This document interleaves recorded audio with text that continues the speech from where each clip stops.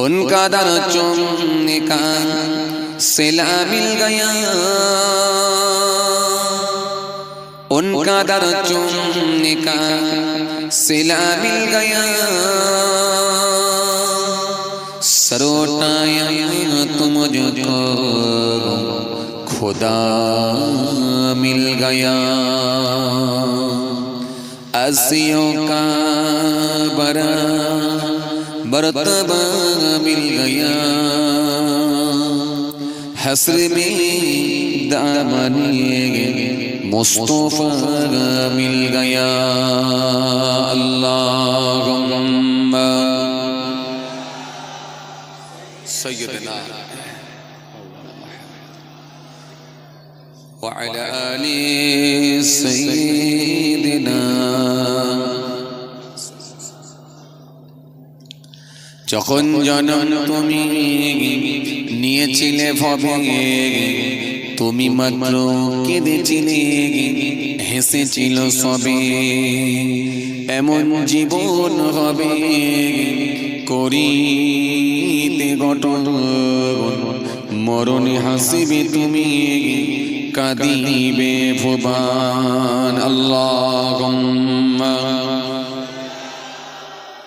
সাইয়্যিদনা মাওলানা ওয়ালা আলি সাইয়্যিদনা।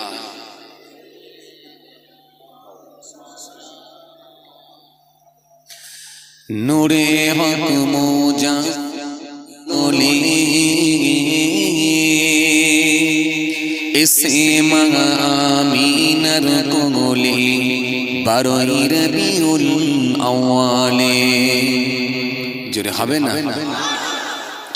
12 রবিউল আউয়ালে ফোটে ফুল পাপড়ি ওই মেঘেলে, যেন চাঁদ পূর্ণিমার খেলে, মেঘেদের পর্দা তোলে, মেঘেদের পর্দা তোলে। আল্লাহুম্মা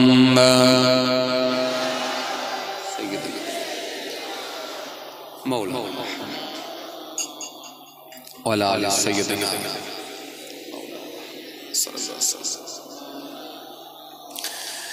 যে উটনির গুণ দুর্বল ছিল, সে শক্তি আপন দেহে পেল। ওই শুকনো ছিল দুধের বাট, সে বাটেতে দুধ জেগে ফিরে গেল। যে দেখল রহমতি নূর, জোরে হবে না? যে দেখল রহমতি নূর, হলো তার আধার মনের দূর।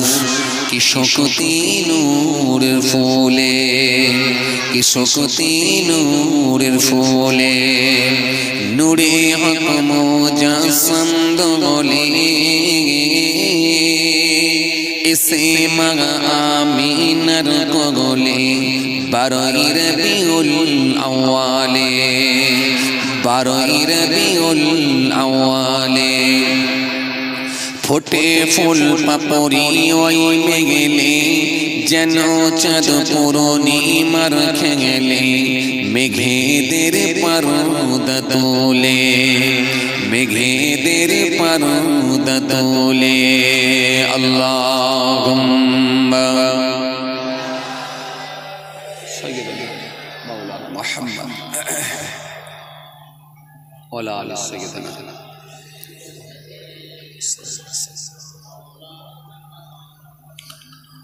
وقال الله تعالى في كلامه المجيد والفرقان الحميد،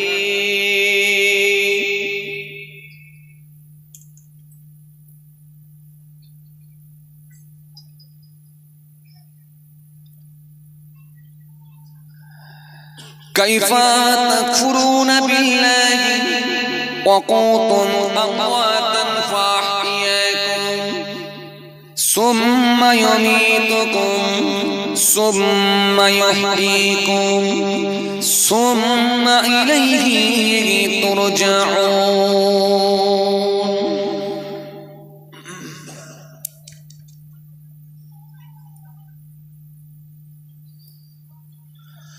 وقال النبي صلى الله عليه وسلم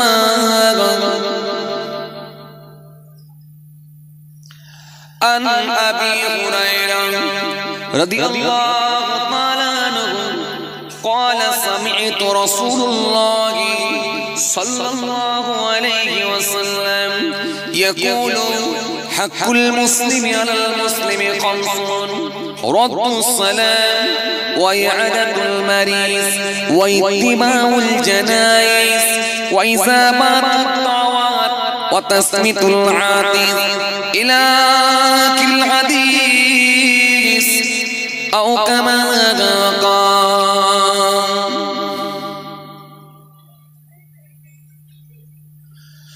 प्यारे हाज़िर मजलिस সদ্য দিনদার ইমানদার পরেজগার মুত্তাকি বয়োজ্যেষ্ঠ আল্লাহওয়ালা প্রবীণ মানুষেরা আজকের মাহফিলে বসে থাকা নামাজি রোজাদার দিনদার পরেজগার খোদাবির আল্লাহওয়ালা মানুষেরা আজকের মাহফিলে বসে থাকা আমার যুবক সাথী মহব্বতের ভাইরা আজকের মাহফিলে বসে থাকা আমাদের ঘরের সন্তানেরা আমার ছোট ছোট ভাই বোনেরা আজকের মাহফিলে বসে থাকা জ্ঞানীগুণী মানুষ শিক্ষিত মানুষ বুদ্ধিজীবী মানুষ সোশ্যাল মানুষ কাজের মানুষেরা আজকের মাহফিলে বসে থাকা বিশিষ্ট ব্যক্তিরা হাফিজে কোরআন উলামায়ে কেরাম হুফাজে কেরাম আল্লাহ পাকের হাজী বান্দাগণেরা খাস করে এই মহল্লার ইমাম আমাদের সকলের কাছে সম্মানীয় ব্যক্তি শ্রদ্ধার পাত্র মোহতারাম ইমাম সাহেব ভাইজান সকলকে আমি আমার অন্তঃস্থল থেকে সালাম মোবারকবাদ জানিয়ে খুব অল্প সময় সংক্ষিপ্ত কিছু বয়ান করে আপনাদের খেদমত থেকে বিদায়। ভাইরা আমার, বন্ধুরা আমার, সাথী মহব্বতের ভাইরা, আজকে ইসালে সওয়াবের মাহফিল, জিকরুল্লাহ জিকরুন নবীর মাহফিলে আমরা কিছু মানুষ এসে বসেছি একমাত্র কিছু আল্লাহ রাসূলের কথা শ্রবণ করার নিয়তে, কিছু কোরআন হাদিসের কথা শোনার নিয়তে আমরা এসে বসেছি। আল্লাহ আমাদের সকলকে কিছু শোনা পাশাপাশি মেনে চলা তৌফিক ইনায়েত করেন। আমরা জোরে বলি আল্লাহুম্মা আমিন। আমার দিনদার ইমানদার নেক আল্লাহর ভাইরা, অজনসিয়াতটা এখন প্রত্যেক দিনের ব্যাপার হয়ে গেছে, রোজের ব্যাপার হয়ে গেছে। কিছু কিছু জায়গায় গেলে দেখলি লোকজন খুব একটু কম হচ্ছে, কারণ এই প্রত্যেক দিনের ব্যাপার হয়ে যাচ্ছে বলে মানুষের আর সেই ভালো লাগার যে ব্যাপারটা সেটা আস্তে আস্তে নষ্ট হয়ে যাবার মুখে। আবার এই সোশ্যাল মিডিয়ার যুগ হয়ে গিয়ে একটু ডবল লাইন 299 টাকা রিচার্জ করলে আপাতত 28 দিনের জন্য সব হুজুর আপনার পকেটে। এপার বাংলা ওপার বাংলা, লম্বা হুজুর, খাটো হুজুর, রোগা হুজুর, মোটা হুজুর, কালো হুজুর, ফর্সা হুজুর, কিছু জানলেও হুজুর, কিছু না জানলেও হুজুর। আপাতত 28 দিনের জন্য সব হুজুর আপনার পকেটে। যে হুজুরকে ভিডিও তুলতে গেলে 35,000, 40,000, 42,000, 48,000, 52,000, 63,000, 72,000 টাকা যাদের ভিজিট, সেই হুজুরকে 299 টাকা রিচার্জ করে পকেটের মধ্যে 28 দিনের জন্য আপনি নিয়ে ঘুরে বেড়াচ্ছেন। কেন আর মজলিসে যান? তো চলেন দেখেন, আপনাকে আমি একটা কথা বলবো, যদি সুযোগ হয় এই মাহফিলে আপনি অবশ্যই অ্যাটেন্ড করবেন। এই মাহফিল থেকে যেন বঞ্চিত না হয়ে যায়, কারণ এই মাহফিলটা হলো কোরআনের মাহফিল, এই মাহফিলটা হলো হাদিসের মাহফিল। কার মুখ দিয়ে আল্লাহ কি বলিয়ে নেবেন সেটা হয়তো আমাদের কাছে একটা শিক্ষামূলক আলোচনা হয়ে যেতে পারে, যেটা হয়তো আমাদের জীবনে অনেক উপকারে আসতে পারে, কাজে লাগবে। তো সুতরাং এই মাহফিলে যখন আমরা পাবো অবশ্যই অবশ্যই অ্যাটেন্ড করব। এই মাহফিলে বসলে নিশ্চিতভাবে আল্লাহ সওয়াবের হকদার করবেন। হাদিস পাকের মধ্যে এসেছে, রাসূল করিম সাল্লাল্লাহু আলাইহি সাল্লাম তিনি হাদিস দিয়েছেন। হাদিস পাকের মধ্যে এসেছে এই মাহফিলে বসলে তার বেনিফিট কি আছে, এই প্রসঙ্গ নিয়ে আমার নবীও কিন্তু হাদিস পাকের মধ্যে জানিয়ে দিয়েছেন। তো হাদিস পাকের মধ্যে পাওয়া যায় রাসূল জানিয়েছেন, قال رسول الله صلى الله عليه وسلم مجلس فيك خير من عبادة 60 سنة। আল্লাহ নবী সুন্দর করে বললেন 60 বছর নফল ইবাদত করার থেকেও একটা দ্বীনি মজলিস হলো আল্লাহর কাছে উত্তম। তাহলে এই মাহফিলে গুরুত্ব আছে না নাই? আছে। আমরা যেন এমনটা মনে না করে ফেলি যে আমাদের সব জানা আছে, না। হতে পারে, সব আমাদের জানা নাই। সুতরাং এই মাহফিলে গিয়ে বসবো। এই মাহফিলটা হলো কোরআনের মাহফিল। এখানে কিছু শিক্ষামূলক আলোচনা হবে, সেগুলো আমরা শ্রবণ করব, কথাগুলোকে মূল্যায়ন করব এবং পাশাপাশি সেগুলোকে বাস্তবায়ন করার চেষ্টা করব ইনশাআল্লাহ। এই জন্য এই মাহফিল দেওয়া, এই জন্য মাহফিলে আসা। কিছু মানুষ আছে তারা নানা রকম মন্তব্য করে, বলে জলসা দিয়ে কি হবে, কটা মানুষ হেদায়েত হয়েছে, চাচা 200 টাকা চাঁদা দাও না গো, বলে কে জলসা করতে বলেছিল, এরকম বাজে কমেন্ট করে। আপনি করবেন না। মানুষ কতটা হেদায়েত হয়েছে কথা বলতে যাবেন, হতে পারে আপনি নিজেকে কোশ্চেন করুন, আপনি কতটা হেদায়েত হতে পেরেছেন। লোকে কোশ্চেন করার কোনো প্রয়োজন নেই, কারণ এই মাহফিলে হেদায়েত হয়নি কে বলেছে। এমনও মানুষ এখানে বসে আছে যে মানুষটা কোনোদিন মাদ্রাসার দরজা দেখে না, মক্তবের কোনোদিন চৌকাঠ পার হয় না, ছোটবেলায় বাচ্চা বয়সে আর্থিক অবস্থা ভালো না থাকার কারণেতে বিভিন্ন রকম কাজে কামের সঙ্গে গিয়ে সম্পৃক্ত হওয়ার কারণেতে বৃদ্ধ বয়সে হয়তো দেখা যাচ্ছে তারা ধার্মিক হয়েছে, তাও এই জলসার ওসিলাতে এই মাহফিলে গিয়ে বসে বসে বসে বসে বসে বসে কারো না কারো নসিহত, কারো না কারোর বক্তৃতা, কারো না কারোর ওয়াজ শুনে আল্লাহ তাকে হেদায়েতের জায়গায় নিয়ে এসেছে। তার মনের মধ্যে একটা ভয় ভীতি ঢুকেছে। আলহামদুলিল্লাহ সেই লোকটা এখন বুড়ো বয়সে দেখেন নামাজি হয়েছে, দাড়িওয়ালা হয়েছে, সেই লোকটা এখন হারাম খাদ্য থেকে বিরত থাকার চেষ্টা করছে। সেটা কিন্তু এই মাহফিলের ওসিলাতেই আল্লাহ করে করে করে আমি বলছি এই মাহফিলে কিছু হয় না, এগুলো বলবেন বলবেন। হ্যাঁ, এটা বলা যেতে পারে যেভাবে মাহফিল হচ্ছে, এত অত্যাধিক মাহফিল হচ্ছে, তুলনামূলক ভাবে আরো বেশি নামাজি হওয়ার দরকার ছিল, রোজাদার আরো বেশি হওয়া দরকার ছিল, দাড়িওয়ালা আরো বেশি হওয়া দরকার ছিল, এটা বলা যেতে পারে। কিন্তু একবারে টোটালি কোনো কাজ হয় না, এটা কিন্তু বলা যাবে না। চলুন আলোচনা তো করতেই হবে, আর আমার উপরে আবার দুটো দায়িত্ব, একটা হলো মলম আর একটা হলো কলম। আপনারা মনে বুঝতে পারেন, এখন গুছিয়ে যে ওয়াজ করবো সেই সময়টাও নাই, আর ওয়াজ করা কিছু দরকার আছে। ওয়াজ আর আওয়াজ দুটো কিন্তু এক, খুব ভালো করে বুঝবেন। ওয়াজ আর আওয়াজ দুটো কিন্তু এক। ওয়াজের মতো ওয়াজ করতে গেলে অনেক পড়াশোনা করতে হবে, অনেক স্টাডি করতে হবে। 1 ঘন্টা ওয়াজ করতে গেলে 3 ঘন্টা পড়তে হবে, নাহলে আপনি বুঝাতে পারবেন না মানুষকে।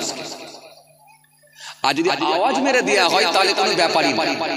ও আপনার এলাকায় যিনি গজল বলে এখন শিল্পী আছেন, ওনাকে যদি তুলে দেওয়া হয় উনি আমার থেকে দেখবেন ভালো সুর সাজিয়ে দিতে পারেন। সুর দেওয়াটা ফ্যাক্ট হচ্ছে আমি কি পেলাম। চলুন আমি ছোট করে একটু আলোচনা করি, যেহেতু খুব বেশি আমি লম্বা করতে পারবো না। পেছনে আবার প্রথমেই বললাম যেহেতু আবার চাঁদার ব্যাপার আছে, দুটো ভাগ করে নিতে হবে। একটা জলসা করে এলাম, একটা করব, আবার একটা যাব। তারপরে বুঝতে পারছেন কি চলছে। তার মানে আমি এটা বুঝাতে চাইছি, আমার মতো একটা ছোট করা রোগা পাতলা হুজুরের যদি এই অবস্থা হয়, তাহলে মোটা সোটা হুজুরের কি অবস্থা হচ্ছে বুঝতে পারছেন কিছু। জলসা আলহামদুলিল্লাহ কম হয় না। জি আসেন, হাজার হাজার টাকা খরচা করে আপনারাও মাহফিল দিচ্ছেন কিছু আলোচনা শোনার জন্য। আর যদি সেখানে কিছু শিক্ষামূলক আলোচনায় যদি না হলো, তাহলে আমরা কি পেলাম। চলুন আজকে আমি আলোচনা খুব বেশি লম্বা করব না।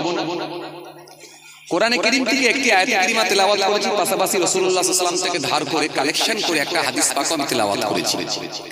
আর একটা ছোট্ট হাদিসের উপরই কিছু আলোচনা করব। এই হাদিসটা কিন্তু খুব কমন হাদিস, খুব কমন হাদিস। কমন বলতে কেমন, আপনাদের প্রায় মানুষেরই শোনা আছে, অনেকের আবার মুখস্থ আছে, আর অনেকের তো শোনা আছেই। যদি মুখস্থ নাও থাকে, শোনা আছে, না থাকলে মানেটা বললে আপনি 100% বুঝতে পেরে যাবেন যে হ্যাঁ হুজুর এটা আমাদের মনে আছে। এই একটা ছোট্ট কমন হাদিস, এই ছোট্ট হাদিসকে সামনে রেখে আমি কিছু সময় আলোচনা করি, যতক্ষণ টাইম থাকবে।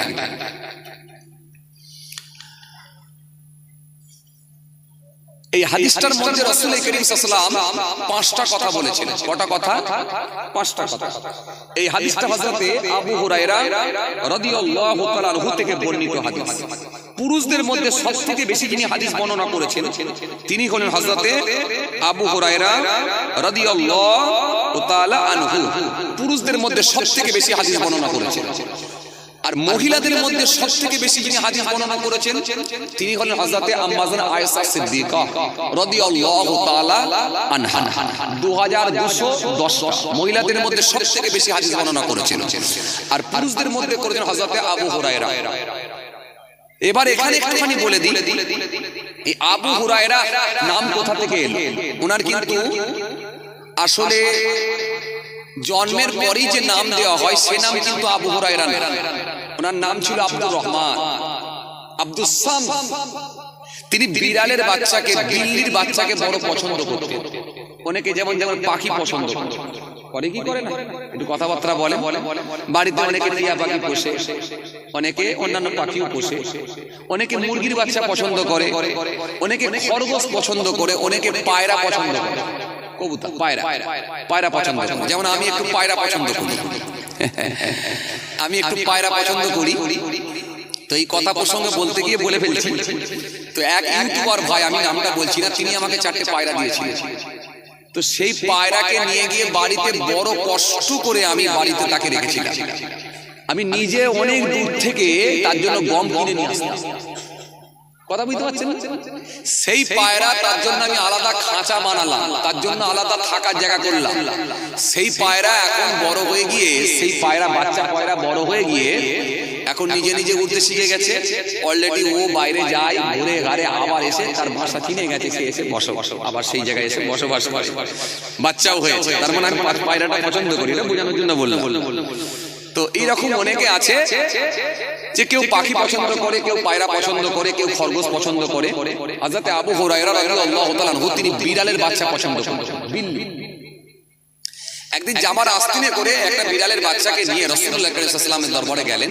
বিড়ালের বাচ্চা কইছে ম্যাও ম্যাও, বিড়ালের বাচ্চা ম্যাও ম্যাও করে, ম্যাও। আল্লাহ নবী একটু মুচকি হাসলেন, হেসে বললেন, কি ব্যাপার, কোথায় ম্যাও ম্যাও করে? সাহাবী বলে, ইয়া রাসূলুল্লাহ, হাবিবাল্লাহ, হুজুর আমি বিড়ালের বাচ্চা পছন্দ করি, জামার আস্তিনের ভিতরে আমার বিড়ালের বাচ্চা। আল্লাহ নবী একটু মুচকি হেসে বলেন, তোমাকে কি বলি বলো? ইয়া আবু হুরায়রা, হে বিড়ালের আব্বা, বিড়ালের আব্বা। এই বিড়ালের বাপ, বিড়ালের আব্বা বলে যখন সম্বোধন করেছেন হযরতে আবু হুরায়রা রাদিয়াল্লাহু তাআলা আনহু, এই নামটা খুব পছন্দ হয়ে যাওয়ার পরে তিনি এলান করে দিলেন, বা বাকি ভাইদের সাহাবীদের জানালেন যে আজ থেকে আপনারা আমাকে আব্দুর রহমান, আব্দুস সামদ বলে ডাকবেন না, কারণ যেহেতু রাসূল করিম সাল্লাল্লাহু আলাইহি ওয়াসাল্লাম আমাকে বলেছেন ইয়া আবু হুরায়রা, যেহেতু তিনি বলেছেন আবু হুরায়রা মানে বিড়ালের আব্বা বলে যখন আমাকে তিনি ডেকেছেন, সুতরাং এই নামটাই আমি পছন্দ করে নিয়েছি। কিয়ামত পর্যন্ত আবু হুরায়রাই চলতে রইবে। লোকে বলে আবু হুরায়রা রাদিয়াল্লাহু তাআলা আনহু, সেই আবু হুরায়রা রাদিয়াল্লাহু তাআলা আনহু এখনো চলছে। কথা ঠিক না ভুল? ক্লিয়ার হলো? তাহলে সবথেকে বেশি হাদিস তিনি বর্ণনা করেছেন। সেই আবু হুরায়রা রাদিয়াল্লাহু তাআলা আনহু থেকে ধার করে, এই রাসূল থেকে ধার করে, আর আবু হুরায়রা রাদিয়াল্লাহু তাআলা আনহু থেকে বর্ণিত হাদিস। এই হাদিস আমি একটা ছোট্ট আপনাদের সামনে তেলাওয়াত করেছিলাম। এই হাদিসের মধ্যে রাসূল করিম সাল্লাল্লাহু আলাইহি ওয়াসাল্লাম 5টা কথা বলেছেন। عن أبي هريرة رضي الله تعالى عنه قال سمعت رسول الله صلى الله عليه وسلم يقول حق المسلم على المسلم 5: رد السلام وإعادة المريض واتباع الجنائز وإجابة وتشميت العاطس। এই হাদিসের মধ্যে 5টা কথা বলা হয়েছে। তার মধ্যে কি? 1 নাম্বার হলো রদ্দুস সালাম। আল্লাহ নবী বললেন তোমরা একে অপরকে দেখলে সালাম দেবে, রদ্দুস সালাম। ওয়া ইয়াদাতুল মারিজ, অসুস্থ ব্যক্তিকে দেখতে যাবে। ওয়া ইত্তিবাউল জানাইজ, জানাজায় পশ্চাৎগমন করবে, জানাজায় গিয়ে অ্যাটেন্ড করবে। ওয়া ইজাবাতুদ দাওয়া, কোন মুসলমান দাওয়াত দিলে দাওয়াত তুমি কবুল করবে। ওয়া তাসমিতুল আতিস, ওয়া তাসমিতুল আতিস, হাঁচি হলে হাঁচির জবাব দেবে। কটা কথা বলা হলো? 5টা কথা। তাহলে এক মুসলমান আর এক মুসলমানের উপরে হক কটা? কথা কয় না, জোরে বলেন। 5টা। এই হাদিসের মধ্যে এসেছে 5টা, আর অপর হাদিস, অন্য হাদিসের মধ্যে এসেছে 6টা। তাহলে আমি এই হাদিসটা থেকে আপনাদের সামনে কিছু আলোচনা করব। তাহলে প্রথমেই কি বললেন? রদ্দুস সালাম, সালাম। আচ্ছা, আপনারা সবাই জানেন তো যে সালাম দিতে হয়? একটু কথাবার্তা বলেন, দিতে হয়। আচ্ছা, এবার আপনাকে আমি একটু কথা বলবো। সালাম কথার অভিধানিক অর্থ কি জানেন? সালাম কথার অভিধানিক অর্থ কি জানেন? জানেন? সালাম দিতে হয় জানেন, মানে সালাম কথার অভিধানিক অর্থ জানেন? আচ্ছা ঠিক আছে। সালাম এর সূচনা কোথা থেকে সালাম স্টার্ট হলো জানেন? জানেন? ঠিক আছে, তা জানেন? পৃথিবীর সর্বপ্রথম কে সালাম দিয়েছিল, কাকে দিয়েছিল জানেন? জানেন? কোন কোন জায়গায় সালাম দেওয়া যাবে না জানেন? জানেন? সালাম কে কাকে দেবে? বড়রা ছোটদেরকে দেবে না ছোটরা বড়দেরকে দেবে? বড় লোকেরা গরিব লোকেদেরকে দেবে না গরিব লোকেরা বড় লোকেদেরকে দেবে? বাচ্চারা কি বৃদ্ধ মানুষদেরকে দেবে না বৃদ্ধরা বাচ্চাদেরকে দেবে? কে কাকে দেবে জানেন?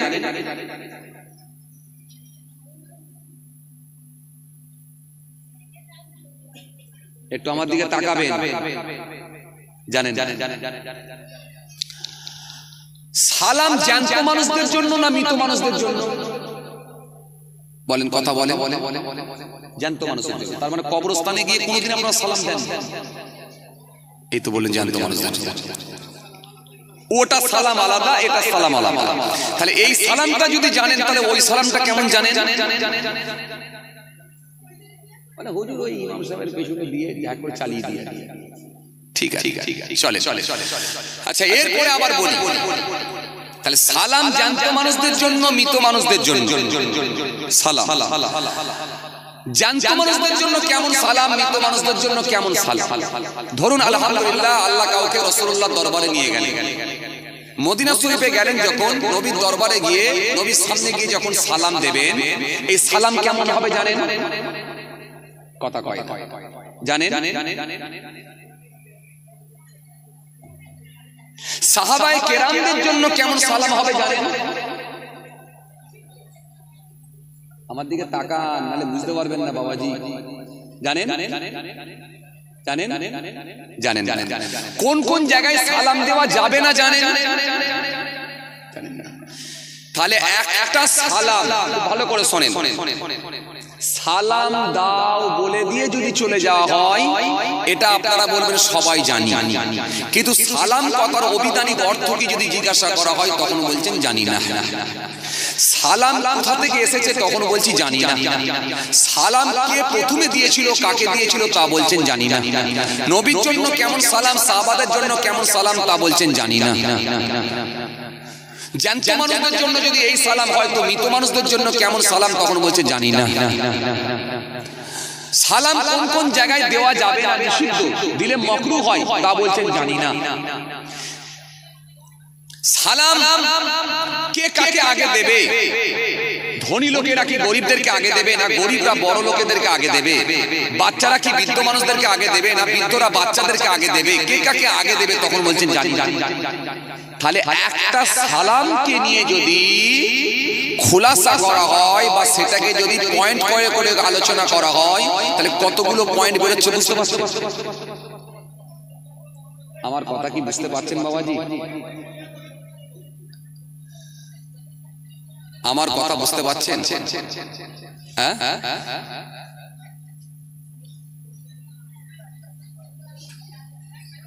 এত আওয়াজ হচ্ছে কেন?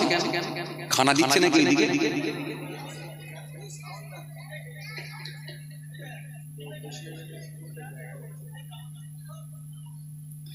কি সমস্যা বলেন দেখিনি? আওয়াজ হলে তো খুব সমস্যা।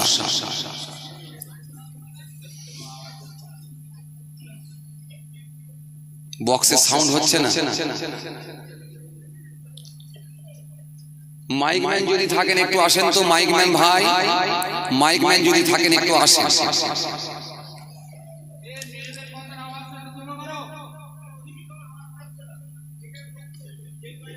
আসেন ভাই, আমার সময় খুব কম, কিন্তু খুব ভালো করে শোনেন। তাহলে একটা সালামকে সামনে রেখে কিন্তু আমরা অনেকগুলো বিষয় কিন্তু বেরিয়ে আসছি। কথা বলে অনেকগুলো পয়েন্ট কিন্তু বেরিয়ে আসছে একটা সালামকে সামনে রেখে। রদ্দুস সালাম, এরপরে কি? ওয়াইয়াদাতুল মারিদ, ওয়াইতিমাউল জানাইস, ওয়াইজাবাতুদ দাওয়া, ওয়া তাশমিতুল আতিস। এই পাঁচটা কথা চলুন এই ছোট্ট একটা হাদিসকে সামনে রেখে আমি কিছু সময় আলোচনা করি, চাঁদা তোলার আগে পর্যন্ত যতটা আলোচনা হয়।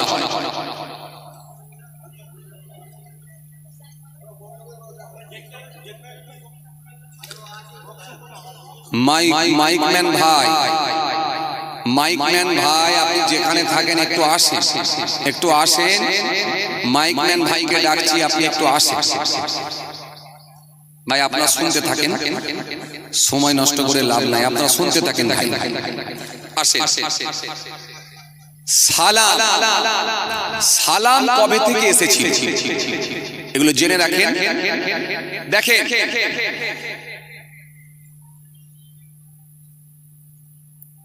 দেখেন সাবজেক্ট ওয়াইজ যদি ওয়াচ করা হয়, টপিকের উপরে ওয়াচ করলে সেখান থেকে দেখবেন কিছু শিক্ষামূলক আলোচনা বেরোবে।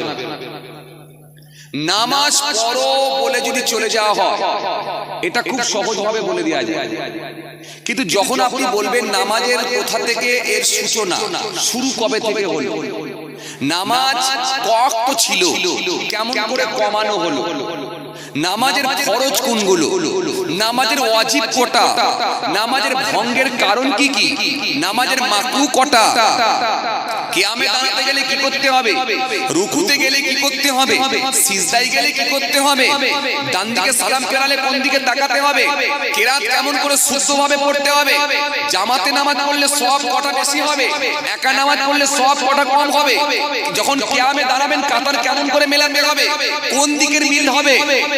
যদি টোটাল সাবজেক্ট থাকে সালাত নামাজ, আপনি এই সালাত নিয়ে আলোচনা করতে গেলে 3 ঘন্টা আলোচনা করলে শেষ করতে পারবেন। আর যদি অদিকে চলে যাওয়া হয় সবাই নামাজ পড়বেন বলে দিয়ে যদি চলে যাওয়া হয় আবার অন্যদিকে, তাহলে বলবো আমরা সবাই নামাজ, কিছু কথা বুঝতে পারছেন আমার, বলবো আমরা সবাই নামাজ চলে গেল, কিন্তু শিখতে পারবে না সমাজ। এই জন্য এখান থেকে এক খবর, ওখান থেকে এক খবর টানলে মানুষ কিছু শিখতে পারে। আর যদি একটা টপিকের উপর আলোচনা করা হয়, সেখান থেকে কিছু শিক্ষামূলক আলোচনা বেরোবে। চলেন, আমি একটা ছোট্ট হাদিস বলবো বলেছিলাম, আর এই হাদিসকে সামনে রেখে কিছু আলোচনা আসে। সালাম কথার অভিধানিক অর্থ হলো বিপদ আপদ, বিপদ আপদ দস্তুতি থেকে নিরাপদে থাকা। শুনছেন কথা, আমার দিকে তাকান কিন্তু, নাহলে বুঝতে পারবেন। বিপদ আপদ দস্তুতি থেকে কিন্তু নিরাপদে থাকা সালাম কথার অভিধানিক অর্থ। আর কোরআন মাজিদে ইহার অর্থ নিরাপত্তা অর্থে ব্যবহৃত হয়েছে।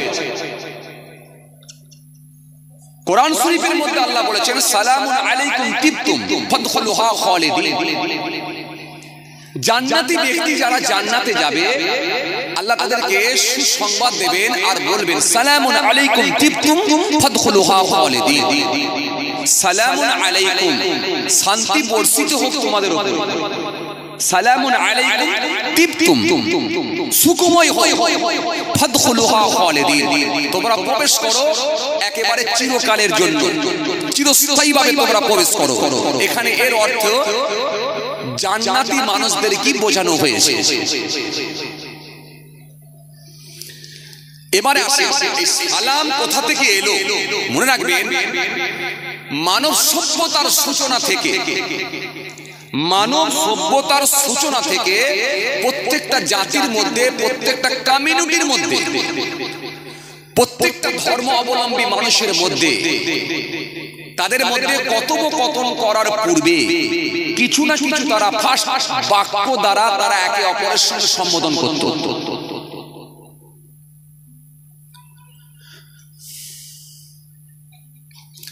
হে তরুণিয়া নওজওয়ান যুবকেরা, হে আমার মুরব্বিয়ানেরা, বাবারা শুনে কে দিন বাবা, বাবারা জেনে কে দিন বাবা।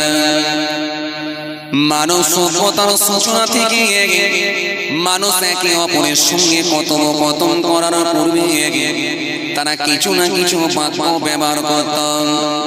আইয়ামে জাহিলিয়াতের যুগের মানুষেরা তারা একে অপরের সঙ্গে কথোপকথন করার পূর্বে তারাও কিন্তু কিছু না কিছু বাক্য ব্যবহার করে সম্বোধন করত। কেউ বলতাম তোমার চক্ষু শীতল হয়ে যায়, চক্ষু ঠান্ডা হয়ে যায়। কেউ বলতো সুপ্রভাত, কেউ বলতো শুভ প্রভাত, কেউ বলতো শুভ সন্ধ্যা, কেউ বলতো শুভ সকাল। নবী মুহাম্মদ মুস্তাফা সাল্লাল্লাহু আলাইহি সাল্লামকে আল্লাহ পৃথিবীর জমিনে প্রেরণ করলেন। আমার আপনার নবী দুনিয়ার জমিনে এলেন। আমার আপনার নবী এসে ওই আইয়ামে জাহেলিয়াতের যুগের মানুষগুলোকে আমার নবী বললেন, এই কথা বলে তোমরা একে অপরের সঙ্গে কথোপকথন করো না, কারণ যে কথার কোনো অর্থ হয় না, যে কথার কোনো মানে হয় না। এজন্য আমি রাসূল বলছি, তোমরা একে অপরের সঙ্গে কথোপকথন করার পূর্বে তোমরা যে বলে আলাপ করবে, যে বলে তোমরা স্টার্ট করবে, সেটা হবে কি আসসালামু আলাইকুম, ও আল্লাহর বান্দা তোমার উপর আল্লাহর রহমত বর্ষিত হোক। এজন্য সালাম দেওয়াটা হলো সুন্নাত আর জবাব দেওয়াটা হলো ওয়াজিব। তরুণী নওজওয়ান যুবকেরা, ইয়া মে মুরব্বিয়ানিনা, শুনে রেখে বাবা, রাসূলুল্লাহ শুধু নিজেই দিয়েছেন, দিতে বলেছেন এমনটা নয়, বরং আল্লাহ নবী করেও দেখিয়েছেন। এজন্য হাদিস হলো তিন প্রকার, কওলি, ফিলি, তাকরিরি। রাসূলুল্লাহর কথাও হাদিস, নবীর কাজও হাদিস, নবীর সমর্থন সেটাও হলো হাদিস। তার মানে আল্লাহ নবী যেটা বলেছেন সেটা আমাদের জন্য হাদিস, তার মানে আল্লাহ নবী যেটা করে দিয়েছেন সেটাও আমাদের জন্য হাদিস। তার মানে সাহাবায়ে কিরামেরা যে কাজ করেছে, নবী যেটাকে সমর্থন করেছেন, সাপোর্ট করেছেন, সেটাও কিন্তু আমাদের জন্য হলো হাদিস। আল্লাহ নবী সেই সময় বললেন, আইয়ামে জাহেলিয়াতের যুগের মানুষদের সামনে গিয়ে আমার নবী বললেন তোমরা সালাম দাও। সাহাবায়ে কিরামদেরকে আমার নবী নির্দেশ দিলেন, তোমরা একে অপরকে দেখলে তোমরা সালাম দিয়ে স্টার্ট করো। সালাম দেওয়ার কথা আল্লাহ নবী চালু করে দিলেন। শুধু বলে দিলেন এমনটা না, নিজে সেটাকেও করে দেখিয়ে দিলি। আল্লাহ নবী সাহাবীদেরকে শিখিয়ে দিলেন, সাহাবীরা তোমরা একে অপরের বাড়ির দরজার সামনে যখন যাবে, কোনো প্রয়োজনে যখন বাড়িওয়ালাকে ডাকবে, সেটাও যেন তোমরা নাম ধরে ডেকো না। আমরা কোনো প্রয়োজনে কোনো গ্রামবাসী প্রতিবেশী ভাইয়ের সামনে গিয়ে, বাড়ির দরজার সামনে গিয়ে নাম ধরে ডাকি, হে খালেক ভাই আছেন, একটু বেরিয়ে আসেন, বলি না? এখানে যদি কেউ খালেক ভাই থাকলে আপনার রাগ করেন, বলবে আবার হুজুর আমাকে ধরে টানাটানি করে কেন? না, জাস্ট বোঝানোর জন্য বলছি। হে খালেক ভাই এখানে বেরিয়ে আসুন, এই বলে আমরা ডাক দিই। আবার খালেক ভাই যদি আপনার থেকে বয়সে ছোট হয়, আপনি যদি তার থেকে বয়সে বেশি হন, তাহলে দরজার সামনে গিয়ে মনে কইরে খালেক একটু বেরিয়ে আয়, তোর সঙ্গে দরকার আছে। খালেক আছিস? এ খালেক আছিস? বেরিয়ে আয়। নবী বললেন না না না না, সাহাবীরা তোমরা একে অপরের বাড়ির দরজার সামনে যখন যাবে কোনো প্রয়োজনে, আমি রাসূল বলছি তোমরা নাম ধরে ডেকো না, দরজার সামনে গিয়ে একটা সালাম দাও। কি বলবে? আসসালামু আলাইকুম ওয়া রাহমাতুল্লাহ। বাড়িওয়ালা সাহেব যদি বাড়িতে থাকে তিনি বলবেন ওয়া আলাইকুম আসসালাম ওয়া রাহমাতুল্লাহ। এতে করে তোমরা একে অপরকে দোয়া দিতে পারবে। আর পাশাপাশি কি হবে, বাড়িওয়ালা বাড়ি থেকে বেরিয়ে এসে তোমাদের প্রয়োজনটাও তোমরা মিটিয়ে নিতে পারবে। আমার নবীর কি শিক্ষা, কি শিক্ষা! আল্লাহ নবী যে শুধু বলে দিয়েছেন এমন নয়, তিনি নিজে করেও দেখিয়ে দিয়েছেন। তাই এক সাহাবী দরজার সামনে গেলেন, দরজার সামনে গিয়ে আল্লাহ আল্লাহ নবী সালাম দিলেন, আসসালামু আলাইকুম। কোন রেসপন্স নাই, কোন জবাব নাই, কোন উত্তর নাই। নবী আমার আবার ঘুরিয়ে সালাম দিলেন, আসসালামু আলাইকুম। কোন জবাব নাই, কোন রেসপন্স নাই, কোন উত্তর নাই। নবী আমার ঘুরিয়ে আবার রিপিট করলেন, আবার সালাম দিলেন, আসসালামু আলাইকুম। কোন জবাব নাই, কোন উত্তর নাই, কোন রেসপন্স নাই।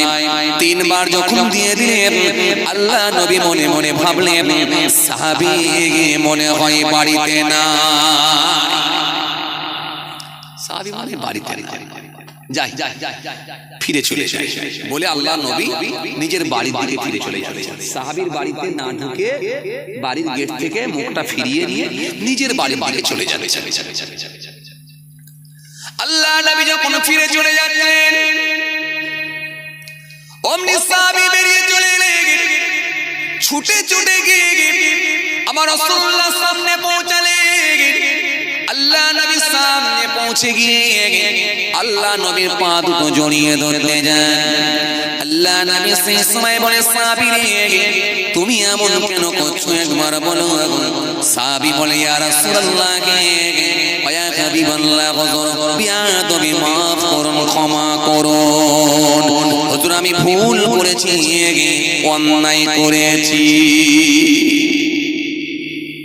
আল্লাহ নবী বলেন, সাহাবী তুমি কি বিয়াদবি করেছো, কি ভুল করেছো, একবার বলো। সাহাবী বলে, ইয়া রাসূলুল্লাহ ওয়া হাবিবাল্লাহ হুজুর আপনি আমাকে যখন বাড়ির দরজার সামনে গিয়ে সালাম দিয়েছিলেন, আমি সাহাবী সালামের জবাব দিয়েছিলাম, কিন্তু জবাবটা একটু আস্তে দিয়েছিলাম, কারণ আমি মনে মনে ভাবছিলাম যিনি আমাকে দোয়া করছেন উনি দুনিয়ার কোনো সাধারণ ব্যক্তি নন, উনি দুনিয়ার কোনো সাধারণ মানুষ নন, উনি হলেন আল্লাহ নবী, বিশ্ব নবী, আখিরি নবী, নূর নবী, যিনার সম্মান আল্লাহ বাড়িয়ে দিয়েছে। কোরআন স্পষ্ট ঘোষণা দিয়েছে, ইয়া আইয়ুহাল্লাযীনা আমানু ইসতাজিবু লিল্লাহি ওয়া রাসূলি ইযা দাআকুম, ইয়া আইয়ুহাল্লাযীনা আমানু লা তারফাউ আসওয়াতাকুম ফাওকা সাওতিন নবী। কোরআনে এক জায়গায় নয়, যিনার স্থানকে নিয়ে একাধিক জায়গায় আলোচনা করেছেন।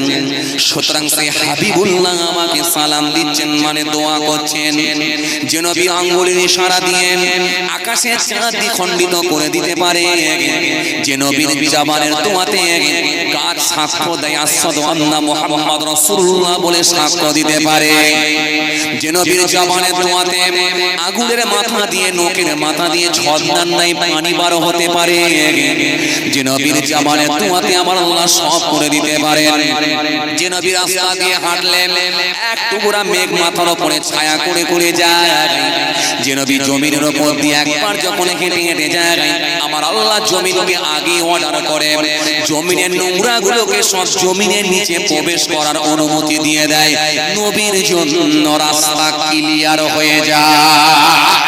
যে নবীর পেচ্ছাপ খেয়ে নেওয়ার কারণে পেটের অসুখ তার চিরকালের মতো ভালো হয়ে যায়, সেই রাসূলুল্লাহ যখন আমাকে সালাম দিচ্ছেন নিশ্চিতভাবে তিনি আমাকে দোয়া করছেন তোমার উপর আল্লাহর রহমত বর্ষণ হোক।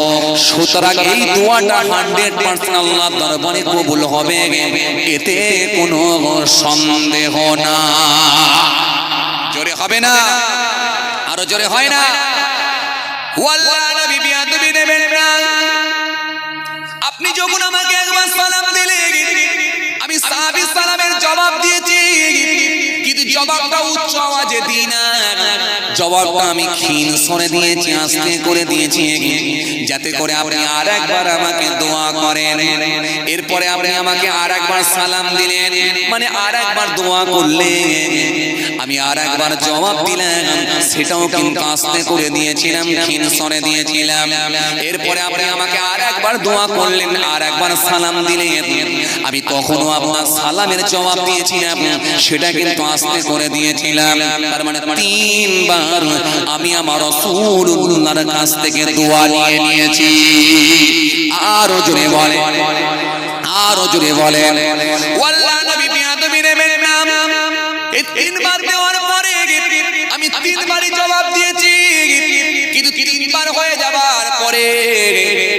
যখন এবারে আপনার বাড়ির দিকে চলে যাচ্ছেন, তখন আমি ভয় পেয়ে গেলাম, তখন আমি চিন্তিত হয়ে পড়লাম।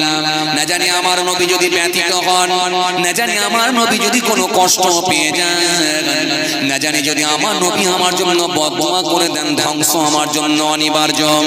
ও আল্লাহর নবী, তাই আপনার কাছে এসেছি শুধুমাত্র দোয়া নেওয়ার জন্য। এরকম কৌশল করেছিলেন। হুজুর আপনি আমাকে দোয়া করুন, হুজুর বিয়াদবি মাফ করুন, ক্ষমা করুন। যখন সাহাবী এই কথাটি আমার নবীকে শুনিয়ে দিয়েছে, আমার নবী একটু মুচকি হাসলেন, হেসে বললেন, সাহাবী রে, তুমি দোয়া নেওয়ার জন্য আমার সঙ্গে এরকম কৌশল খাটিয়েছ, আমি রাসূলুল্লাহ তোমাকে জান ভরে দোয়া করি।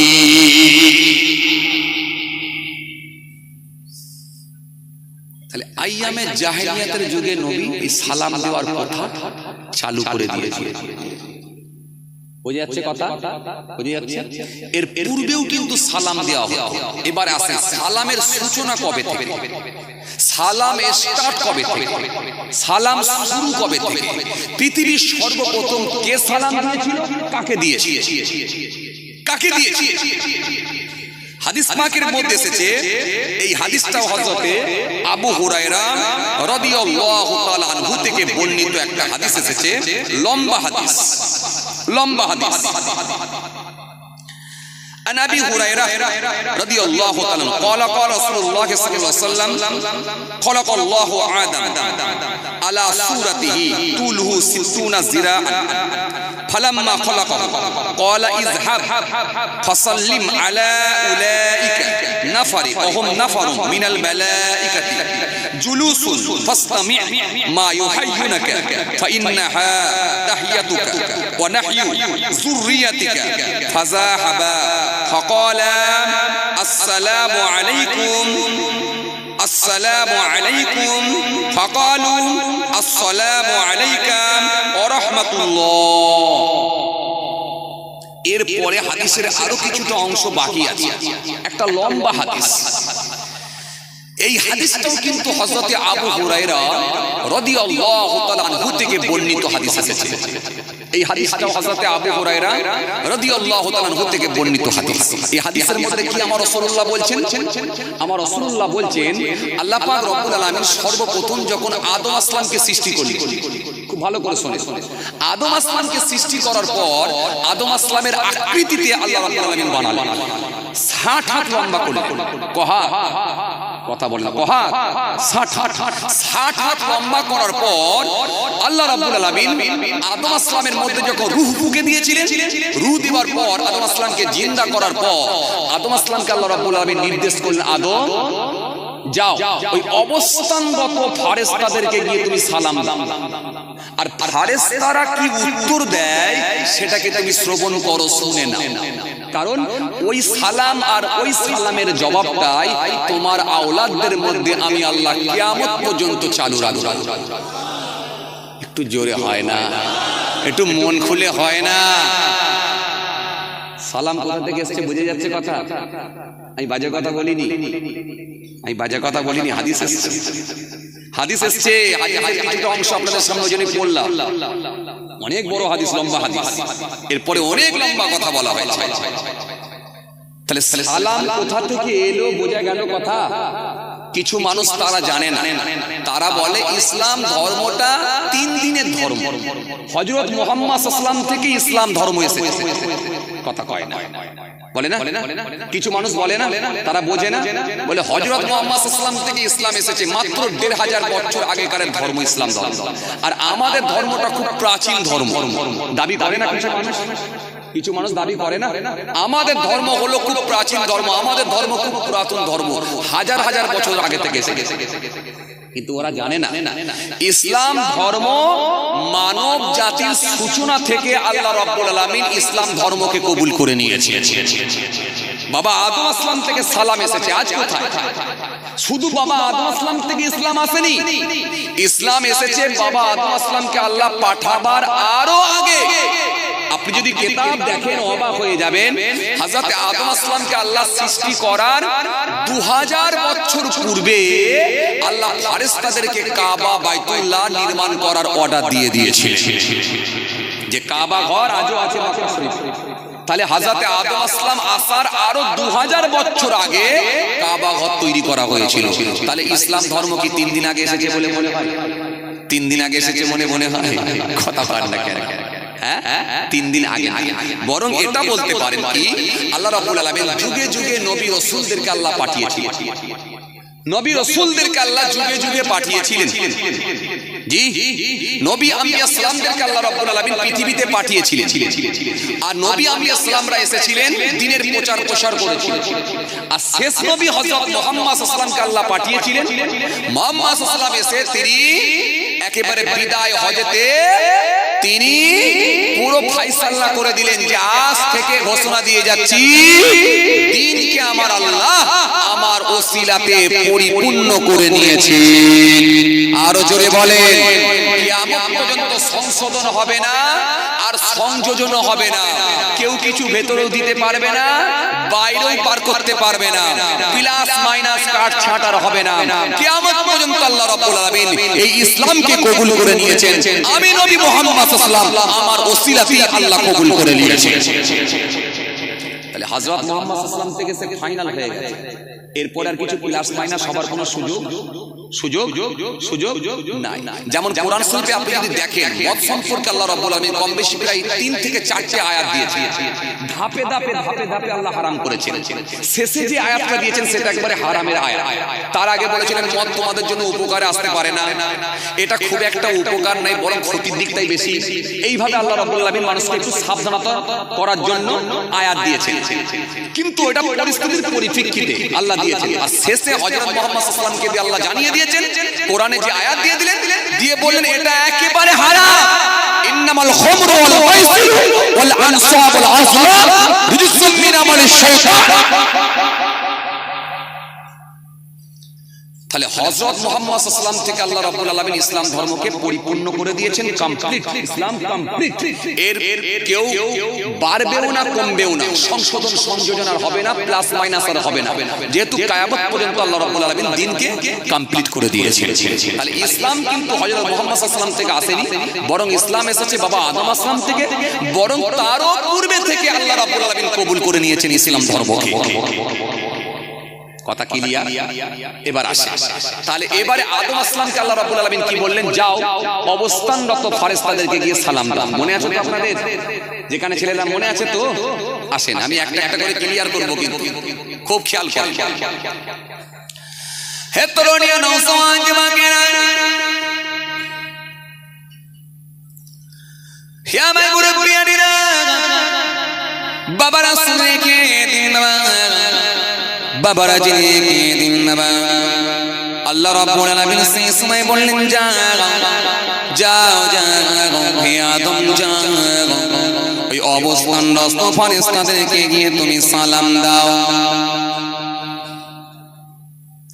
আর ফেরেশতারা যে সালামের উত্তর দেবে সেটাকে তুমি শ্রবণ করো, শুনে না, কারণ আমি আল্লাহ বলি ওটাই কিয়ামত পর্যন্ত তোমার আওলাদের জন্য আমি আল্লাহ চালু করে দেব।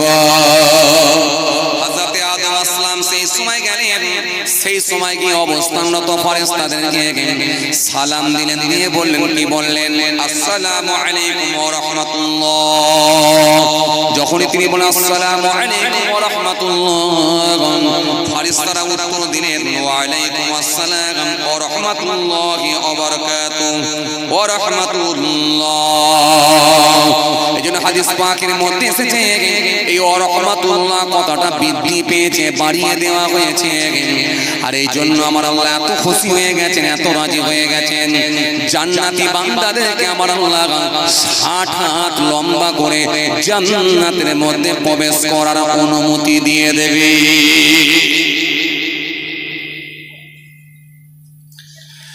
জান্নাতি মানুষদেরকে আমার আল্লাহ 60 হাত লম্বা করে জান্নাতে প্রবেশ করার অনুমতি দেবেন। আর আদম আসলামকে আল্লাহ লম্বা করেছিলেন কত? 60 হাত। এরপর আমার নবী সুন্দর করে বললেন এই আদম আসলামকে আমার আল্লাহ 60 হাত লম্বা করেছিলেন। 60 হাত লম্বা করার পর ক্রমাগতভাবে সেটা কমতে সেটা 3.5 হাতে এসে পৌঁছে গেল। এই জন্য এখানে যে মানুষগুলো আছে দেখেন, আমরা কিন্তু 3.5 হাত।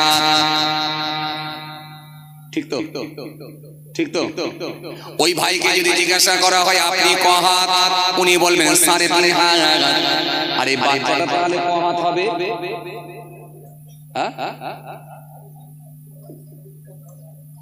ও 3.5 হাত হবে? হ্যাঁ, ও যদি অত লম্বা পারা ভাই যদি 3.5 হাত হয়, এ বাচ্চা মানুষ এও 3.5 হাত। হ্যাঁ, ওর হাতের, ও আচ্ছা, ওর হাতের ও 3.5 হাত, ওর হাতের ও 3.5 হাত, ইনার হাতে ইনি 3.5 হাত, ওনার হাতে উনি 3.5 হাত, আমার হাতে আমি 3.5 হাত। এই জন্য সেই 60 হাত লম্বা থেকে কমতে কমতে কমতে কমতে 3.5 হাতে এসে পৌঁছে গেছি।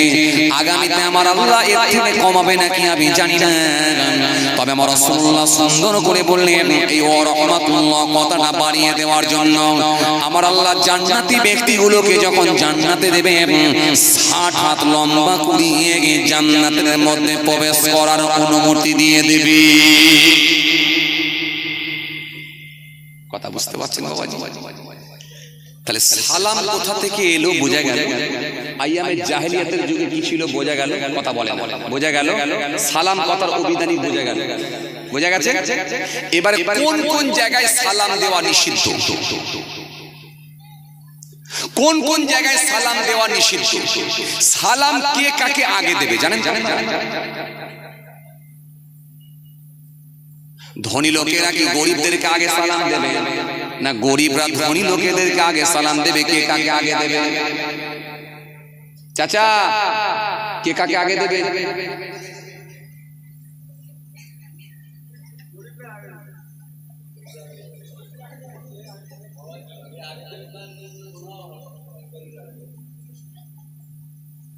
কি খুঁজছে উনি? জুতো খুঁজছে না গাছ খুঁজছে কি? হ্যাঁ,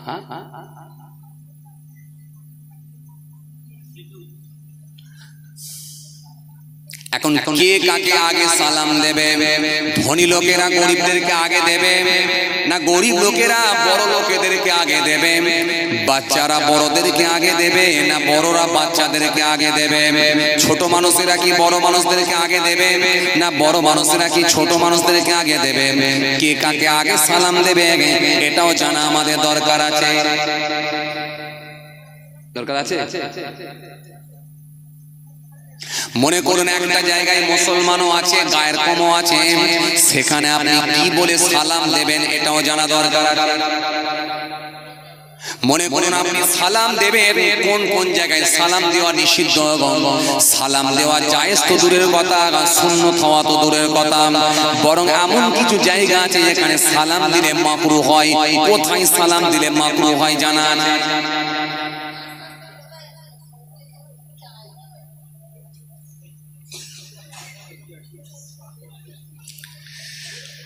না, কষ্ট হচ্ছে আপনাদের?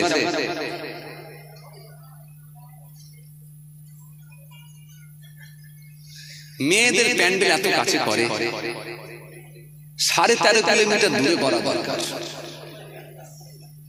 এত কাছে কেন করবে? ওরা কি ওয়াজ শোনার জন্য আসে? কার বাড়িতে দুপুরবেলা কি রান্না হয়েছিল, কার স্বামী কত টাকা ইনকাম করে, এই মাসে কোনো শাড়ি কিনে দিয়েছে কিনা, কথা কয় না। কোলে একটা বাচ্চাকে নিয়েছে, হাতে একটা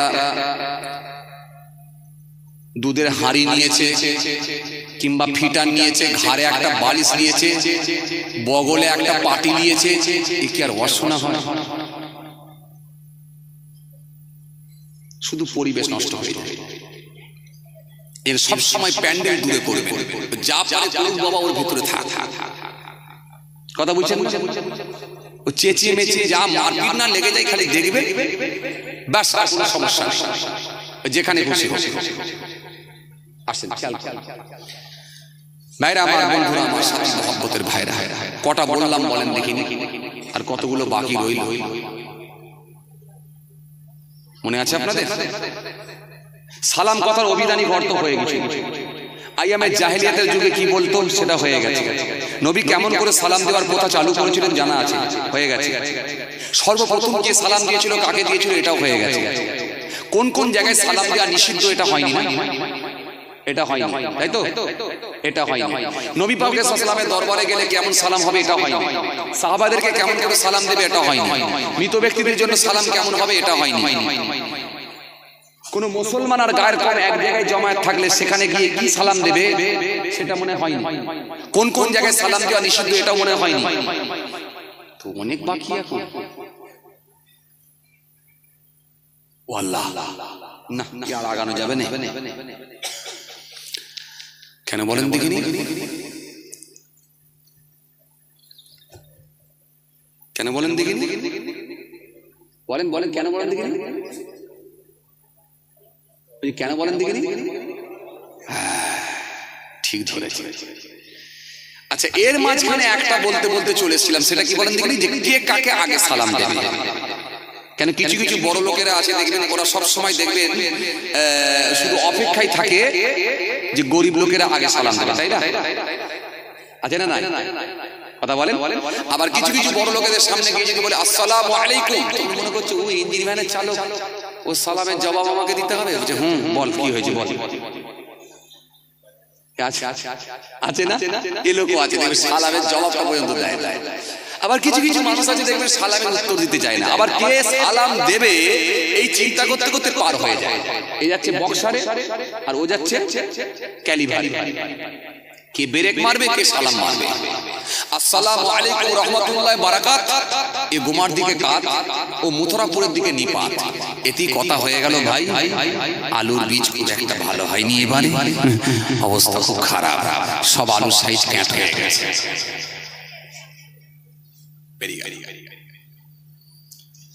না, সালাম কে কাকে আগে দেবে এই প্রসঙ্গকে সামনে রেখে হাদিস এসেছে। এই হাদিসটা হযরত আবু হুরায়রা রাদিয়াল্লাহু তাআলা আনহু থেকে বর্ণিত হাদিস।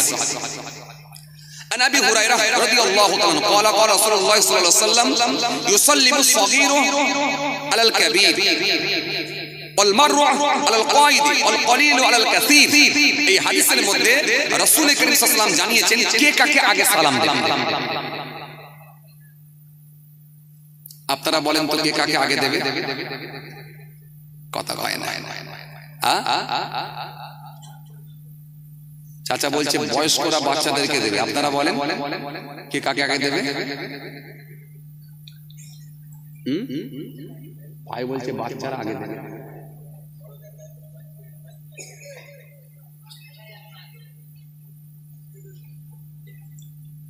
কে দেবে ভাই? সাদা জামা ভাই বলেন তো কে দেবে? হ্যাঁ,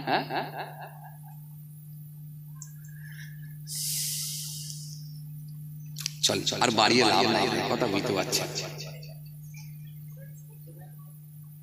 কেন বলেন দেখি? 11:50 বলেছিল, 11:30 থেকে চালাচ্ছি।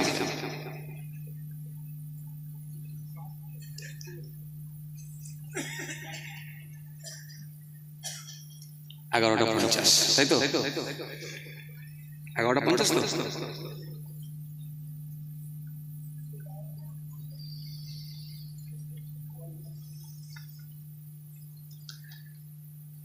কষ্ট হচ্ছে না আপনাদের?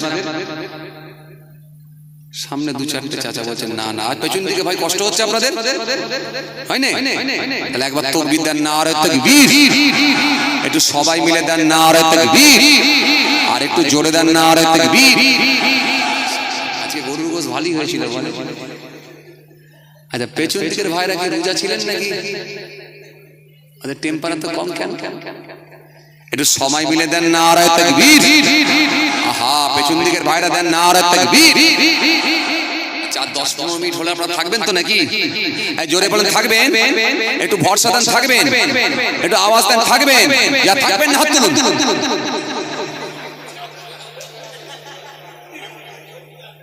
কি বিপদে পড়েছি বলো দেখিনি? হ্যাঁ, কি বিপদে পড়েছি বলো দেখি। এই বছর থাকবো, আবার 1 ঘন্টা দেখালে দেখি পালাও। আসলে বুঝে উঠতে পারে না। হঠাৎ হঠাৎ আসলে গোলমালটা কোথা জানেন? যখনই আমরা ফাঁকা রাস্তা পাই না তখনই ঝেড়ে পিকাম মারি, আর সামনে যে বড় বাম্পার, কথা বুঝতে পারছেন? তো যাই হোক ভাইরা আমার, আমি আপনাদেরকে কি বলেছিলাম, এই একটা সালামকে সামনে রেখে যদি আলোচনা করা হয় 3 ঘন্টা কোনটা দিয়ে চলে যাবে, কোনটা দিয়ে চলে যাবে। একটা একটা করে যদি পয়েন্ট নিয়ে আলোচনা করা হয় তখন আপনি ক্লিয়ার হতে পারবেন যে একটা সালামকে সামনে রেখে কত আলোচনা আছে। আমি আপনাকে কি বললাম, রোজাকে সামনে রেখে অনেক আলোচনা আসবে, নামাজকে সামনে রেখে অনেক আলোচনা আসবে। এই আলোচনাগুলো করতে গেলে তাহলে আপনাকে অনেক কিতাবপত্র পড়তে হবে, তবে আপনি জানতে পারবেন। ওই জন্য বললাম কি, 1 ঘন্টা আলোচনা করতে গেলে 3 ঘন্টা পড়তে হবে, অনেক কটা কিতাব এক জায়গায় নিয়ে বসতে হবে, তবে আপনি এখান থেকে কিছুটা ওখান থেকে কিছুটা বার করে এক জায়গায় জমা করলে তবে আপনি মানুষের সামনে কিছু তুলে ধরতে পারবেন। আর না হলে ওই দরিয়ার সামনে গিয়ে লাঠি মারলো, মুসা কালিমুল্লাহ লাঠি দিয়ে আঘাত করলো, পানি দুদিকে হয়ে গেল, রাস্তা হয়ে তৈরি হয়ে গেল। আলহামদুলিল্লাহ ঘটনা আপনি শোনেন, আমি আপনাকে আপত্তি করবো না, নিশ্চয়ই শোনেন, কিন্তু এই ঘটনা তো আলহামদুলিল্লাহ সব আপনাদের মুখস্থ, জ্ঞান হওয়ার পর থেকে শুনে আসছেন আর বাবা শুনছেন। কিন্তু ইসলাম ধর্মটা তো একটা ছোট ধর্ম নয়, এর সার্কেল তো অনেক বড়, এর গণ্ডি তো অনেক বড়। আপনি যত আলোচনা করবেন তত দেখবেন নতুন নতুন তথ্য বেরিয়ে আসবে, যত আপনি খুঁজবেন তত দেখবেন নতুন নতুন তথ্য বের করতে পারবেন। কারণ কোরআন শরীফ হলো সাগর, সাগর, এর কোনো কিনারা নাই। কোরআন শরীফ হলো সাগর, পৃথিবীর মানুষের যা কিছু প্রয়োজন, যা কিছু দরকার সব আল্লাহ বলছে আমার কোরআন থেকে খুঁজে খুঁজে বের কর। ডক্টর মারিস মুকাইলের মতো মানুষ তারা কোরআনের ভুল ধরতে গিয়ে তিনি ঈমান কবুল করে ফেলেন। টাইসনের মতো মানুষ, গ্যারি মিলারের মতো মানুষ, ওয়ার্নার ক্লাউনের মতো মানুষ, জজবান্নেশ্বরের মতো মানুষ, ডক্টর মারিস মুকাইলের মতো মানুষ, উইলিয়াম বুরের মতো মানুষ, কেসিয়া স্কেলের মতো মানুষ, পৃথিবী বিখ্যাত মানুষ, পপুলার ব্যক্তি, যাদেরকে চেনে গোটা পৃথিবীর মানুষ, যাদের জনপ্রিয়তা গোটা পৃথিবী জুড়ে, এই সমস্ত মানুষগুলো কোরআন শরীফ পড়ে ব্যাখ্যা করে বুঝতে গিয়ে আমার নবীর আদর্শের কাছে মাথা নত করে দিয়ে ইসলামের ছত্র ছায়া এসে কালেমা পড়ে ঈমান কবুল করে নিয়েছে। আর আমরা মুসলমান খালি মনে করছি ইসলাম মনে হয় টুপি, দাড়ি, নামাজ, এই শেষ, আর কিছু নেই। 3টে কথা বলা আছে। কে বলেছে? কে বলা আছে? 3টে কথা বলা আছে। কে বলেছে? আপনার চুলটা কেমন হবে সেটাও আমার নবী বলেছে। আপনার পায়ে যদি কাঁটা ফুটে যায় আপনি কি করবেন সেটাও আমার নবী বলেছে। আপনি পথের ধারে বসলে কটা হক আদায় করবেন সেটাও বলেছে।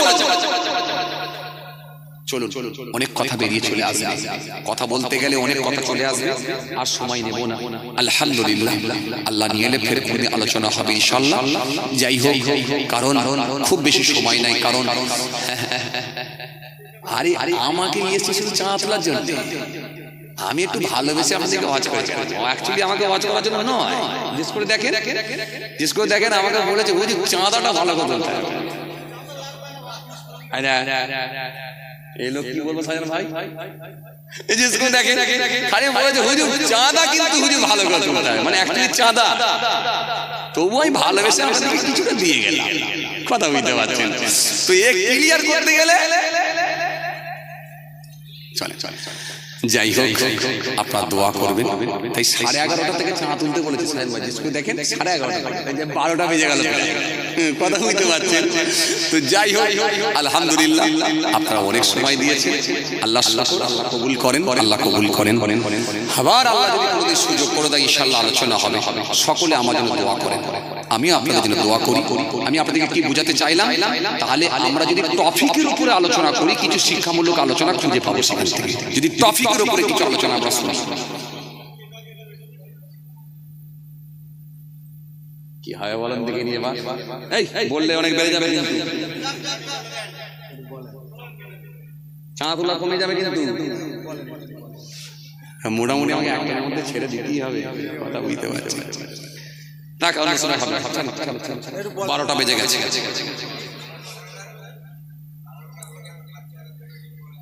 এরপরে অনেক কথা এসে যাবে, আবার কোন কোন জায়গায় সালাম দেওয়া মাকরুহ, তখন বলবো ওইটা বলে দেন।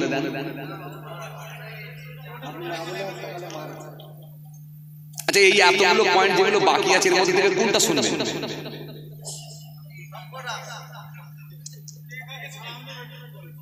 সব কথা শুনবে। আমি আপনাকে কি বললাম যে এই ভাই শুধু বারবার বলেছে হুজুর চাঁদাটা ভালো করে তুলতে হবে। অ্যাকচুয়ালি আমাকে চাঁদা তোলার জন্য, মানে মাল তোলার জন্য নিয়ে এসেছে, কথা বুঝতে পারছেন? এই একেবারে হক কথা ভাই খক করে বলে দিলাম। কথা বুঝতে পারছেন? তো যাই হোক, মাদ্রাসার জলসা আলহামদুলিল্লাহ, মাদ্রাসার জলসা মেজো হুজুর কেবলার নামে, মুফতি আজম মেজলা হুজুর পীর কেবলা রহমাতুল্লাহ আলাইহি হুজুরের নামে মাদ্রাসার জলসা হুজুরের নামে আলহামদুলিল্লাহ। আর আপনারা খুব ভালোবাসেন, জি আপনারা ফুরফুরা শরীফ দাদা হুজুর পীর কেবলা সিলসিলার মাসলাকের মানুষ আপনারা, জি ইমামে আবু হানিফা রহমাতুল্লাহ আলাইহি হুজুরের মাসলার মানুষ আপনারা, দাদা হুজুরের সিলসিলার মানুষ আপনারা। মেজা হুজুর কেবলা মুফতি আজম সুফি মুফতি আজম মেজলা হুজুর পীর কেবলা রহমাতুল্লাহ আলাইহি হুজুরের নামে মাদ্রাসা। আপনারা প্রতি বছরে জলসায় আসেন, আলহামদুলিল্লাহ আসবেন। আমি গুনাহগারও তো আসি, খালি গত বছরে মনে হয় ছিলাম না, মনে হয় তার আগের বারে মনে হয় ছিলাম, কথা বুঝতে পারছেন? তো যাই হোক, আল্লাহ যদি ফের কোনদিন সুযোগ করে দেয় ইনশাআল্লাহ আলোচনা হবে। সকলে আমার জন্য দোয়া করবেন, আমি আপনাদের জন্য দোয়া করি।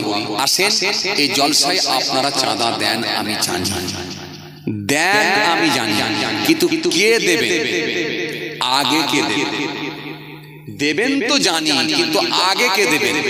আগে যদি কেউ দেয় তার বেনিফিট কিন্তু আবার আলাদা আছে। আপনারা তো চাঁদা দেবেন আমি জানি, দেন বলি তো এত বড় মাহফিল হয়, কথা ঠিক কিনা? ভুল বলি, কথা বলেন ঠিক কিনা? আপনারা চাঁদা দেন বলি তো এত বড় মাহফিল হয়, দেবেন তো আমি জানি, কিন্তু আগে কে দেবে? মাশাআল্লাহ মাশাআল্লাহ, আমার ভাই কিন্তু ভরসা করে ফার্স্ট ভাই কিন্তু হাত তুলে দিয়েছে, আমি আগে দেব ইনশাআল্লাহ। আল্লাহু আকবার। এবারে আগে দিলে কি লাভ আছে? সব তো লাভ লসের ব্যাপার আছে, কথা বলে না বুঝি? সবই তো লাভ লসের ব্যাপার, তাই না? লাভ তো কিছু থাকবে, থাকবে না? লাভ থাকবে না? লাভ থাকবে।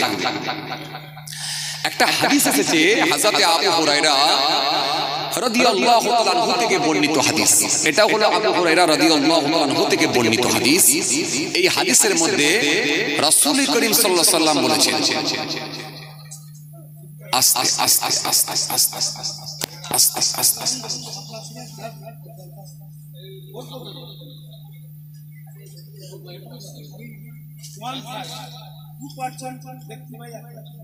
আল্লাহ আল্লাহ বসেন বসেন আসেন ভাইরা, আমি কি বুঝাতে চাইছিলাম?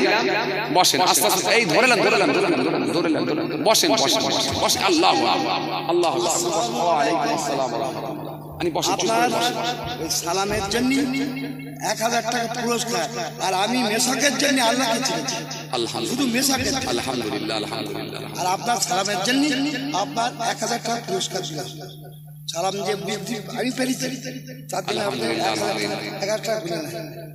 ইয়া আল্লাহ, না আমাকে দিতে হবে না, আপনাকে পুরস্কার দিচ্ছি। আল্লাহ, যে সালাম না আমাকে বুঝেছেন, আর মেসাকের জন্য আমি আল্লাহকে চিনেছি। তালাক আল্লাহ আল্লাহ, সেই তালাক জন্যই দোয়া করবেন, সে তারা ফুরফুরায় পাঠাবে। আল্লাহ কবুল করুন, আল্লাহ কবুল করুন। ধরলেন উনি সালাম অল্প সময়ে যা বুঝে গেছে, 1000 টাকা আমাকে উনি তোহফা স্বরূপ দিচ্ছেন, মানে হাদিয়া, নজরানা। আপনার খুশি? আলহামদুলিল্লাহ, আল্লাহ কবুল করেন। উনি হাদিয়া দিচ্ছেন, হাদিয়া নেওয়া সুন্নত, বয়স্ক মানুষ, আর করারও কিছু নেই। তো যাই হোক, উনি খুশি হয়ে গিয়ে আমাকে দিচ্ছেন।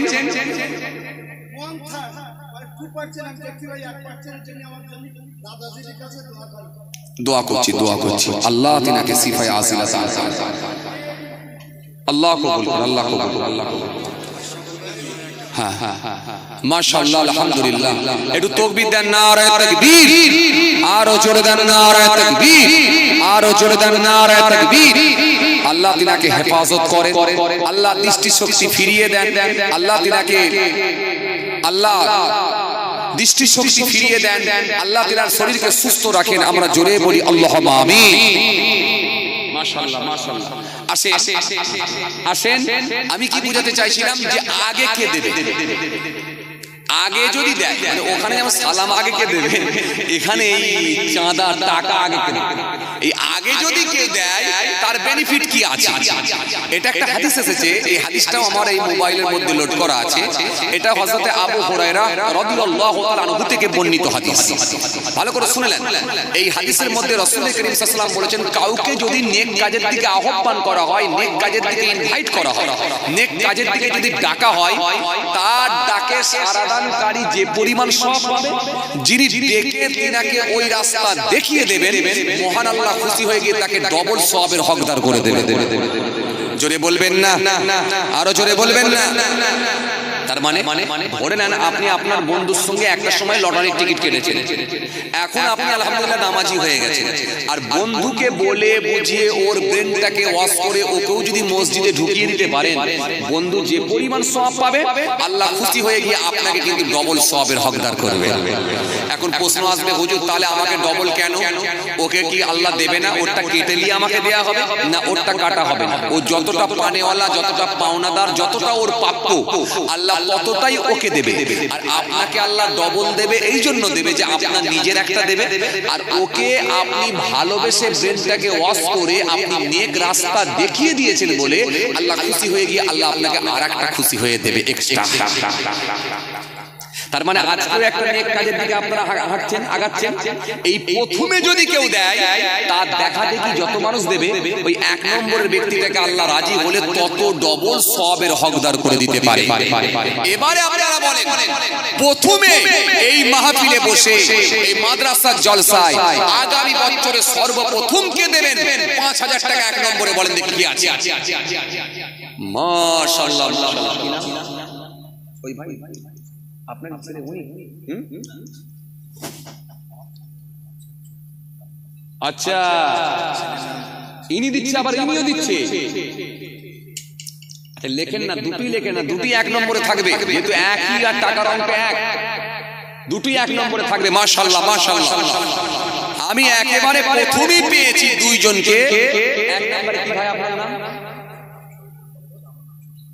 শফিকুল ভাই, ওনার আব্বার কথা মনে করে, মরহুম আব্বাজানের কথা মনে করে, শহীদুল ভাই, শহীদুল চাচার কথা মনে করে, শহীদুল সাহেবের কথা মনে করে আমার ভাইজান তিনি দেবেন ৫,০০০ টাকা। আর আমার এই ভাইজান তিনি ওনার ছেলের নামে দিচ্ছেন, মাহিদ আলম নাকি বলবেন? মাহিদ আলম ভাই আমাদের ছোট ভাতিজা হবে, আমাদের ভাতিজা মাহিদ আলম ভাইয়ের, মাহিদ আলম ভাতিজার নামে ৫,০০০ টাকা। তাকবীর দেন, নারে তাকবীর, আরো জোরে দেন, নারে তাকবীর, আওয়াজ দেন, নারে তাকবীর, জোরে দেন, নারে তাকবীর। এই ছেলেরা জোরে দেন না, নারে তাকবীর। তাকবীর দিচ্ছি বাবা, আল্লাহু আকবার। আল্লাহ সবথেকে বড়, ফাঁকি মারবেন না কেউ, আল্লাহকে রাজি করার জন্য দিচ্ছি।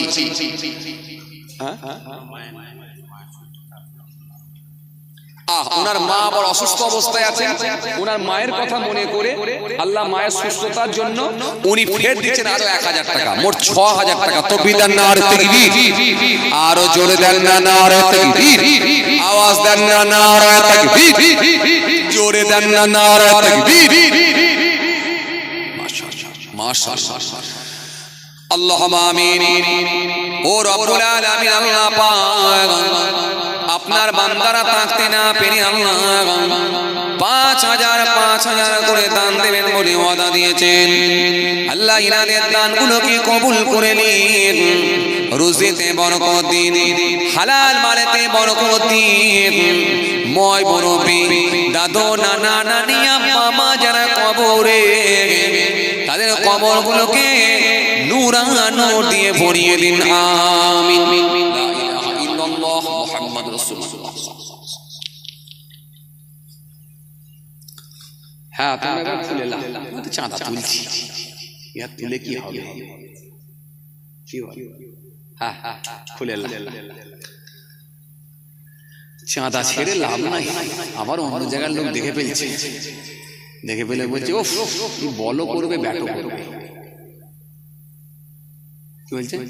বলো করবে, যেমন সাজান ভাই জেনে গেছে কোথা থেকে, বলো করবে, ব্যাটো করবে। ওয়াজ করলে তাও বলছে বলেন বলেন, চাঁদা তুলতে তাও বলছে বলেন বলেন। মাশাআল্লাহ।